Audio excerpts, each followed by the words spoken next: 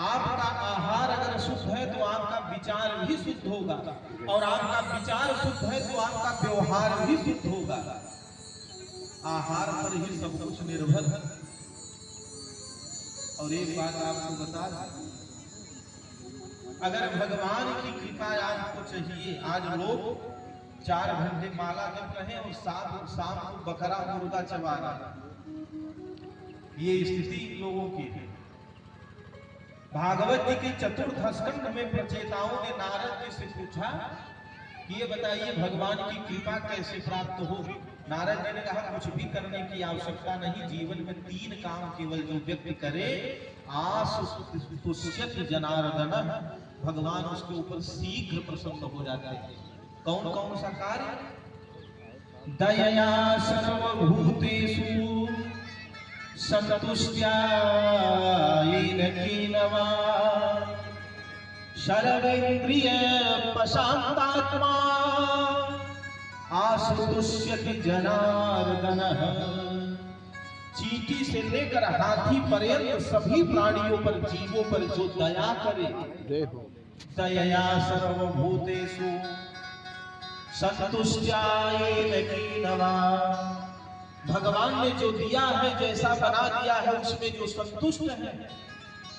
और सर्वेन्द्रिय प्रशांतात्मा, इंद्रियों पर जो निग्रह करे, इंद्रियों को अपने बस में रखें। ये 3 काम जीवन में जो व्यक्ति करता है, आशु तुष्यति जनार्दन, भगवान शीघ्र उसके ऊपर, आशु तुष्यति मतलब शीघ्र, जल्दी उसके ऊपर प्रसन्न हो जाता है।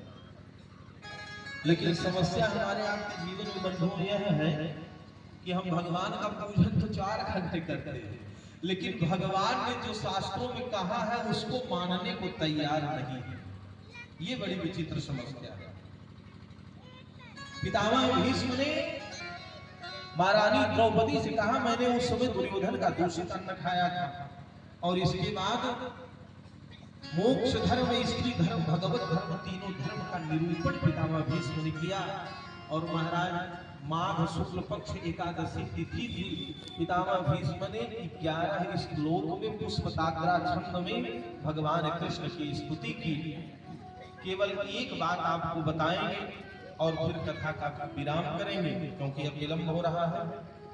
बंधुओं, पितामह भीष्म ने भगवान से निवेदन किया, सरकार जब तक यह प्राण निकल न जाए तब तक आप मेरे सामने खड़े रहे। भगवान कृष्ण सोचने लगे कि ये बाबा पता नहीं कब मरे, इनको इच्छा मृत्यु का वरदान प्राप्त है। 1 वर्ष, 2 वर्ष, 4 वर्ष, 10 वर्ष न मरे तो ठंडी, गर्मी, सर्दी, बरसात हम ऐसे खड़े ही रह जाएंगे, तो विचित्र समस्या है। भगवान कृष्ण जब थोड़ा सा उदास हुए तो पितामह भीष्म ने कहा, ऐसे नहीं, हासम हरे रवनिता खिलोकतिप्रा। हे प्रभु, मंद मंद मुस्कुराते हुए, पीतांबर को फहराते हुए आप मेरे सामने खड़े हो जाइए। अब भगवान न चाहते हुए भी मुस्कुरा रहे। और पितामह भीष्म ने 11 श्लोकों में पुष्पताग्रा छंद में बड़ी सुंदर स्तुति की। हे नाथ, इतिमति रूप कल्पिता वितृष्णा भगवती सात्वतंगवे विभूमि स्वसुखमुपगते क्वचित् विहर्तुं प्रकृतिमुपेयुषि यद्भव प्रवाह त्रिभुवन तमनं तमालवर्णं रविकर गौरवराम्बरं दधाने वपुरलकुलावृतानगाजं विजय सखेरतिरस्तु मेरवत्या युधितुरगरजो विधुम्र विश्वक कच विलुलित सपवार्यलंकृतास्ते मम निशित शरैर्विभिद्यमान त्वच विलसत् कवचेस्तु कृष्णयात्मा। 11 श्लोक है। अब श्लोक गाने लगेंगे तो बहुत विलंब हो जाएगा। एक भाव केवल आपको बता देते हैं। पितामह भीष्म ने कहा, सरकार आज वही छवि याद आ रही है जब आप द्रौपदी को लेकर शिविर में आए थे। महाभारत युद्ध जब प्रारंभ हुआ तो 6वें दिन दुर्योधन रात्रि की पितामह भीष्म के पास आया।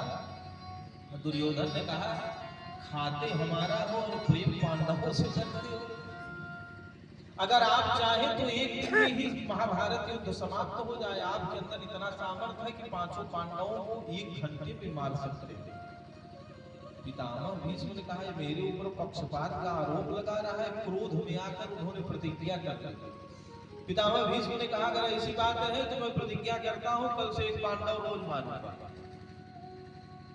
और तुम्हें मृत्यु से बड़ा भय लगता है, इसलिए मैं ये भी कह दे रहा हूं, आज रात्रि में तुम अपनी पत्नी को भेज देना। अर्धरात्रि के समय मैं भगवान का भजन करता हूं, उस समय मैं आशीर्वाद दे दूंगा, तुम मरोगे ही नहीं, अखंड सौभाग्यवती की। ये बात पांडवों को पता चल गई। अब सारे पांडव रोने बिलखने लगे।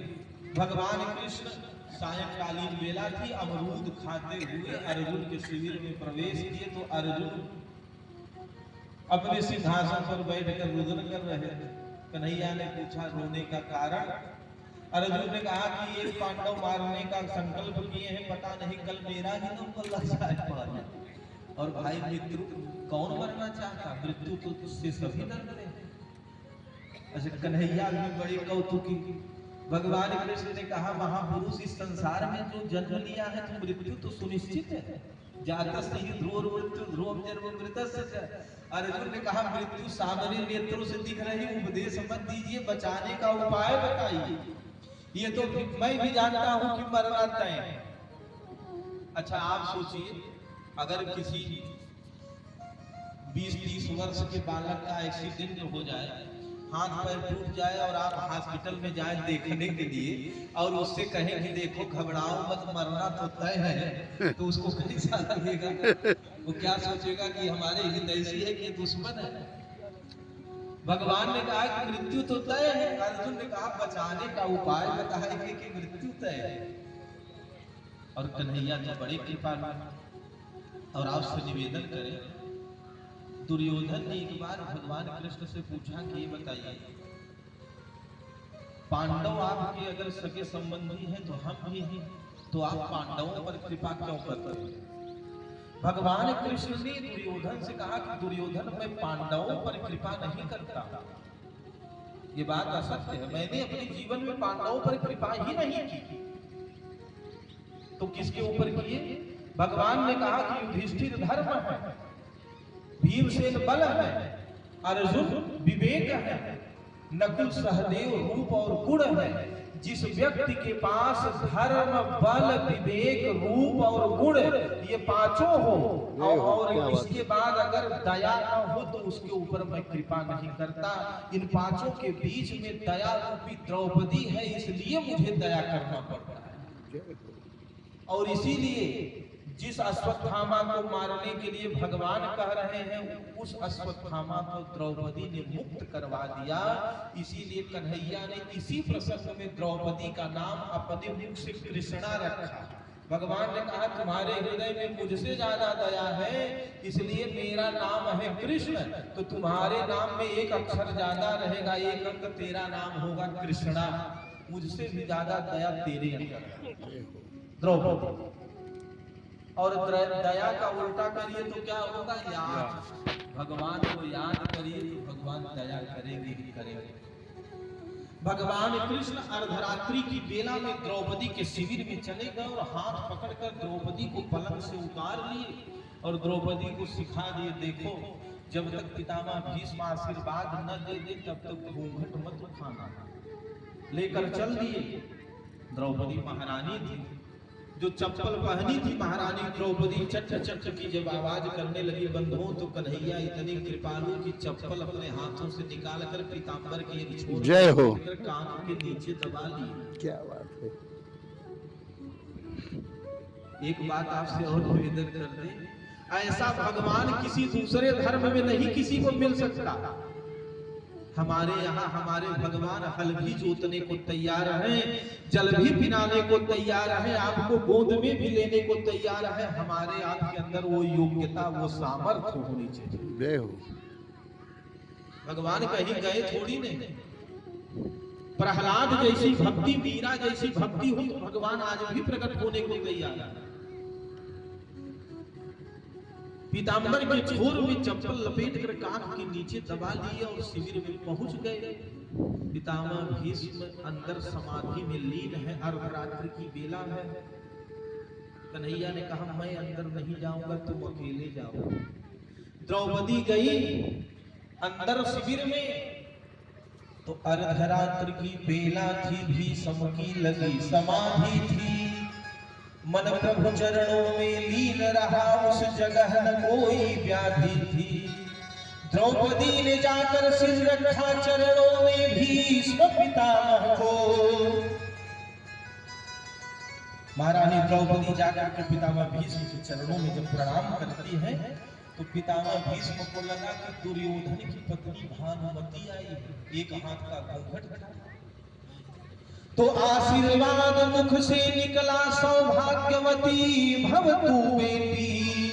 तेरे हाथों से मेहंदी का नारंग कभी छूटे बेटी। मेहंदी का रंग छूटे ना, सिंदूर से मांगन खाली हो। वर देता हूँ यह बेटी, तुम वीर कुमारों वाली हो। पितामह भीष्म ने कहा अखंड सौभाग्यवती भव। इतना सुन करके द्रौपदी ने तुरंत कहा बाबा यह क्या बतलाते हो, कल और आज कुछ और कहा, तुम सत्यव्रती कहलाते हो। द्रौपदी ने कहा पितामह मैं भानुमति नहीं, पांडवों की धर्मपत्नी पांचाली द्रौपदी हूँ। और सुबह प्रातः काल सूर्योदय जब हो तो एक काम करना, अपने नाम के सामने जो सत्यवादी लिखवाए हो उसमें एक अंक बढ़वा देना, असत्य करवा देना, और लगवा देना। क्योंकि यदि मेरे पांचों पतियों में से एक भी मारा जाएगा तो आशीर्वाद तेरा बाबा कैसे सच्चा कहलाएगा। अब आई होश पितामह को, हाथों से माला छूट गई। जो लगी हुई थी चित चोर समाधि टूट गई। पितामह भीष्म चौक पर खड़े हो गए कि थी बहुत बड़ी गलती हो गई, तो मिस्टेक हो गया। मैंने तो समझा गया भानुमति है, लेकिन ये तो द्रौपदी है, अब क्या किया जाए। पितामह भीष्म ने कहा कि अब ये सब निर्णय बाद में होगा, तेरे सुहाग का निर्णय भी पीछे ही अब ले पाऊंगा। अब पांडवों को मारूंगा कि छोड़ूंगा, मेरी प्रतिज्ञा ये सब बात की है, परंतु एक बात नहीं समझ में आ रही है। एक बात खटकती है दिल में, हैरान है जिसने कर डाला। बदला बेटी वह कहाँ छिपा, इस जगह तुझे लाने वाला। क्योंकि पांडवों में और तुम्हारे अंदर इतना सामर्थ्य नहीं कि अकेले अर्धरात्रि की बेला में तुम इतने पहरेदारों के बीच से होते हुए मेरे शिविर तक पहुंच सके। वो चोर कहाँ है जो तुमको यहाँ तक पहुंचाया है। बूढ़ा होने को आया है, अब भी गई नहीं चोरी। नित नई नीतियां करता है, तुझसे चोरी मुझसे चोरी। अरे अब तो 100 वर्ष का हो गया है, अब तो चोरी छोड़ दे। लेकिन लोग कहते हैं कि महाराज चोर चोरी छोड़ सकता है, लेकिन हेरा फेरी नहीं छोड़ सकता। जो आदत पड़ गई है वो छूटने वाली नहीं है। पितामह भीष्म खड़े हो गए और शिविर में निरीक्षण करने लगे, चारों कोने में देखने लगे कि वो चोर कहाँ छिपा है। जब कन्हैया अंदर नहीं मिले तो बाहर जब निकल कर पितामह भीष्म पहुंचे तो देवही पर जब उन्होंने देखा, उठ करके बाबा ने जब देखा देवही का दृश्य निराला था। पीताम्बर का घूंघट डाले खड़ा बांसुरी वाला था। पितामह भीष्म जब बाहर निकले तो माताएं जैसे घूंघट निकालती हैं, उसी प्रकार अपने पीताम्बर का घूंघट निकाल कर भगवान कृष्ण खड़े थे। पितामह भीष्म ने अपने हाथों से भगवान का जब घूंघट उठाया तो बंधु कन्हैया का पहला वाक्य यही था, पितामह प्रतिज्ञा याद है कि नहीं। प्रतिज्ञा याद है ना? पितामह भीष्म के नेत्रों से आंसू निकलने लगे और लेट गए भगवान के चरणों में। प्रभु, मैं क्रोध में आवेश में आकर के प्रतिज्ञा कर लिया, मैं समझ नहीं पाया जिसकी रक्षा के भुवनपति योगेश्वर भगवान श्री कृष्ण कर रहे हो उसका कोई क्या बिगाड़ सकता है। पितामह भीष्म ने कहा, सरकार आज वही छवि याद आ रही है। और इसके बाद ललित गति विलासम वल्लुहास, रास का ध्यान पितामह भीष्म ने किया है। 10वें श्लोक में किशोरी राधा रानी का स्मरण करते हुए पितामह भीष्म के सामने सुखदेव जैसे परमहंस परिव्राजक देवता आकाश से पुष्प का वर्षण कर रहे यक्ष किन्नर गंधर्व और भगवान श्री कृष्ण मंद मंद मुस्कुराते हुए खड़े हैं। पितामह भीष्म ने सबके देखते देखते भगवान का दर्शन करते करते अपने पांच भौतिक शरीर का त्याग किया। बंधुओं, इस जीवन में मरना उसी का सार्थक है जिसके नेत्रों के सामने संत खड़े हो, गाय हो, भगवान हो या भगवान का चित्रपट हो, जिसके कानों में संकीर्तन की ध्वनि जा रही है, उसी का मरना सार्थक है। और पितामह भीष्म ने भगवान से अनुनय विनय किया, सरकार देहांत काले तुम सामने हो, बंसी बजाते मन को लुभाते, देहांत काले तुम सामने हो, बंसी बजाते मन को लुभाते। देहांत काले तुम सामने हो, बंसी बजाते मन को लुभाते, देहांत काले तुम सामने हो, बंसी बजाते मन को लुभाते। यही गीत गाते कमलाथ जाओ, हे नाथ नारायण वासुदेव। यही गीत गाते तन्नाथ ज्ञानो, हे नाथ नारायण वासुदेव। श्री कृष्ण गोविंद हरे मुरारी, हे नाथ नारायण वासुदेव। श्री कृष्ण गोविंद हरे मुरारी, हे नाथ नारायण वासुदेव। हे नाथ नारायण वासुदेव। हे नाथ नारायण वासुदेव। श्री राधा कृष्ण भगवान की जय हो। पितामह भीष्म अपने प्राण को भगवान कृष्ण के चरणों में विलीन किए। पांडव लोग रोने लगे। भगवान ने अंत्येष्टि क्रिया कराई और भगवान द्वारिका पधारे। राजोचित स्वागत हुआ। इधर परीक्षित का जन्म हुआ। भगवान पुनः बधाई देने आए और अर्जुन को साथ में लेकर गए। 16 वर्ष बीत गया। और युधिष्ठिर जी को अपशकुन होने लगे और उधर द्वारिका में महात्माओं के साथ के कारण यदुवंशियों का विनाश। भागवत जी में 2 जगह ही प्रकरण है, एकादश स्कंध में और प्रथम में। अंतिम दिन की कथा में विस्तार से आप लोगों को बताएंगे। अर्जुन रोते बिलखते चले आए। माता कुंती ने जब यह सूचना सुनी कि महाराज भगवान इस धराधाम से गए, तो अपने कक्ष में पद्मासन लगाकर यम नियम प्राणायाम प्रत्याहार धारणा ध्यान समाधि अष्टांग योग के माध्यम से अपने इस प्राण का ही त्याग कर दिया।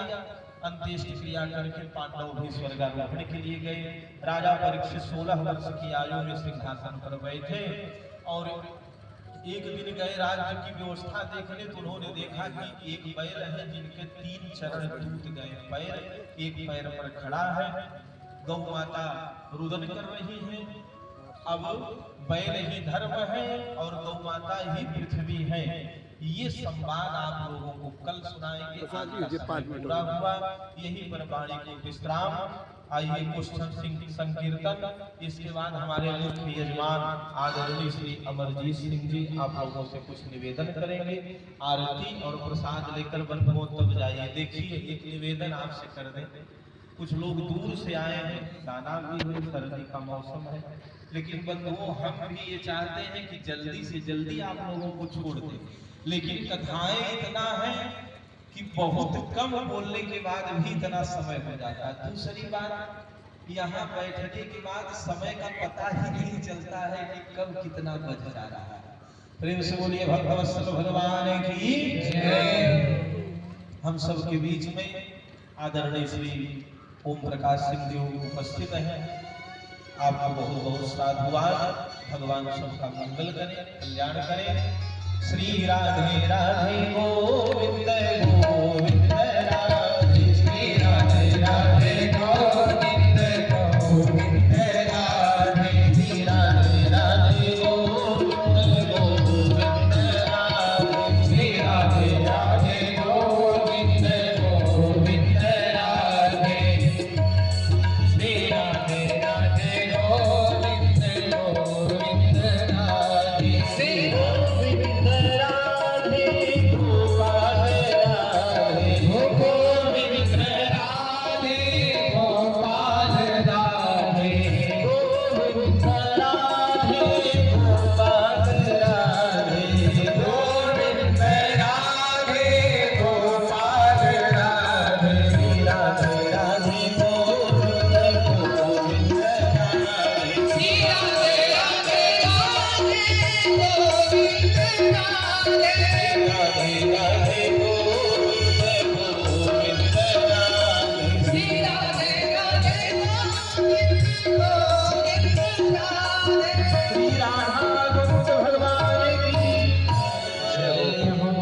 एक विशेष सूचना यह है, कल भगवान का यहाँ पर प्राकट्य उत्सव मनाया जाएगा। भगवान कृष्ण प्रकट होंगे कथा में, कथा के विश्राम के समय आप लोग पधारेंगे। तो भक्त जैसे हम लोग बालक के बर्थडे में जाते हैं तो गिफ्ट लेकर जाते हैं कि नहीं जाते हैं?